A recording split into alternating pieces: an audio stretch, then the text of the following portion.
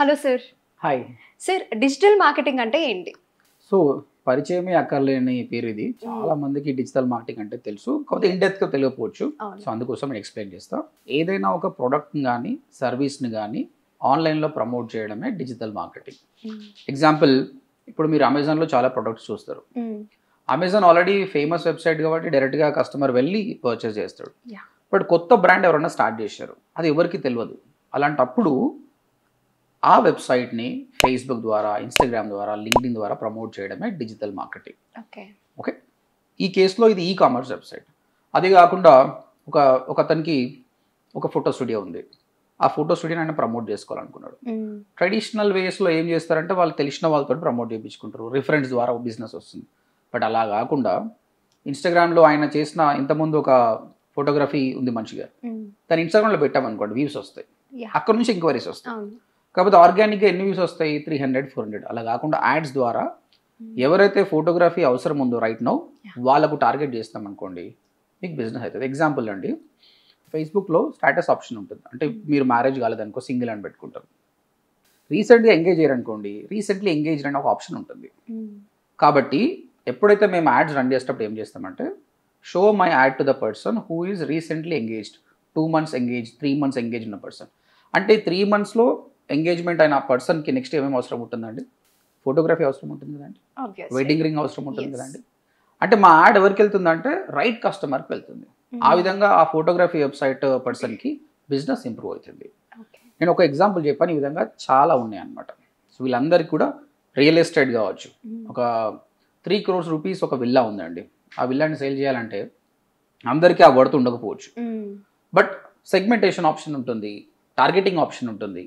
దాని ప్రకారంగా మనం రైట్ కస్టమర్కి యాడ్ చూపిస్తే ఆ ప్లాట్ని మనం ఆ వెంచర్ని సెల్ చేసే ఛాన్సెస్ ఉందన్నమాట. సో ఓవరాల్గా డిజిటల్ మార్కెటింగ్ ఏంటంటే, నీది ఒక ప్రోడక్ట్ ఉంది ఈ కామర్స్ ద్వారా, దాన్ని సెల్ చేయాలన్నా నీకు బ్రాండింగ్ కావాలి, డిజిటల్ మార్కెటింగ్ ద్వారా చేయొచ్చు.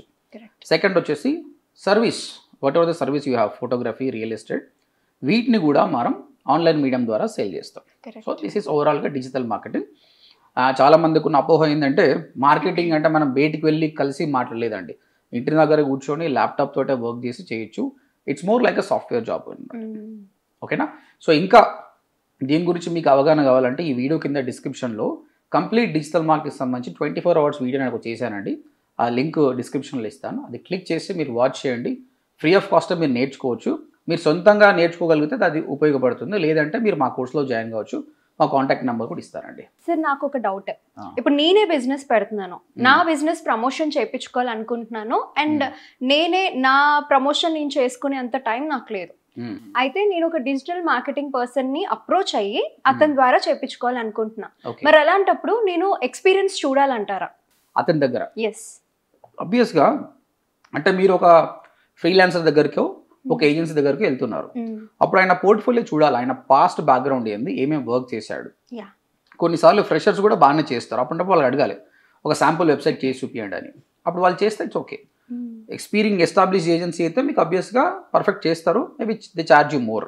మీ దగ్గర బడ్జెట్ తక్కువ ఉందనుకోండి, ఫ్రెషర్స్ అయినా పర్లేదు. ఇప్పుడు నా స్టూడెంట్స్ 3 months కోర్స్ అయిపోయినాక they are able to take your project, తక్కువ ఖర్చుతో చేస్తారు. కాబట్టి మీరు చేయాల్సిందట that person is capable or not, check it.